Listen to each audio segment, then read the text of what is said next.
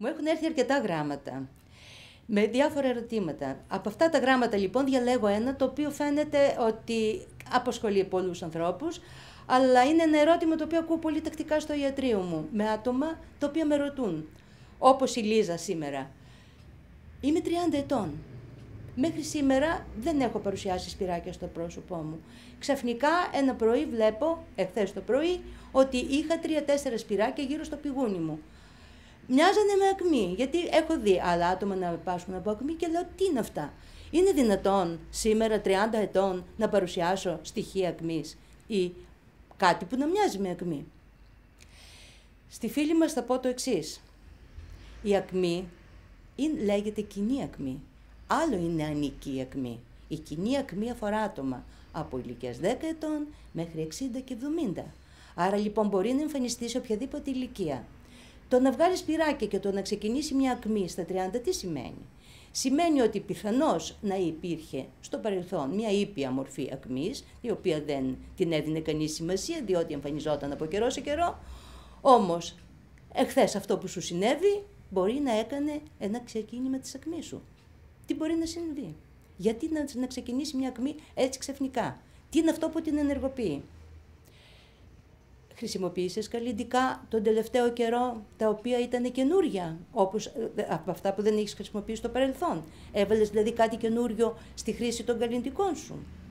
Πολλές ουσίες τα καλλυντικά μπορεί να το προκαλέσουν. Το δεύτερο ερώτημα, έκανες ηλιοθεραπεία, μήπως κάθισες στον ήλιο αρκετές ώρες? Ένας άλλος λόγος είναι ότι ενεργοποιούνται τα σπυράκια με τον ήλιο.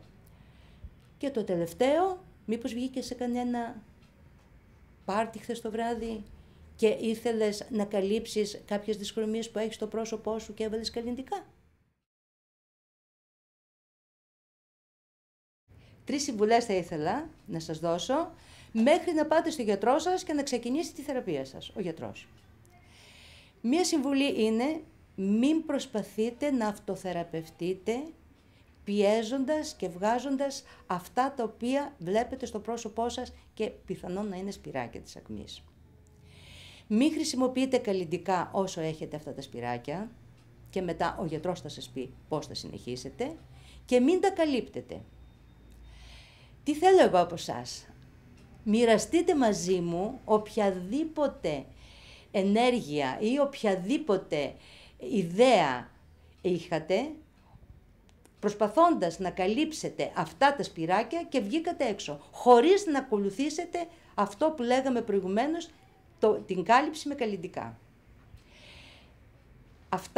Αυτές τις εμπειρίες μοιραστείτε τες μαζί μας και γράψτε τα σχόλιά σας παρακάτω. Όπως πάντα, οι καλύτερες συζητήσεις ακολουθούν. Αν σας άρεσε αυτό το βίντεο, μοιραστείτε το με τους φίλους σας και γραφτείτε στο κανάλι μας στο YouTube.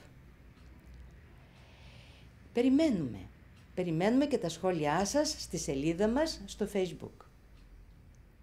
Για προσωπικές συμβουλές, επισκεφτείτε τη σελίδα μας askdrkali.com και γραφτείτε στη λίστα email για συχνή ενημέρωση.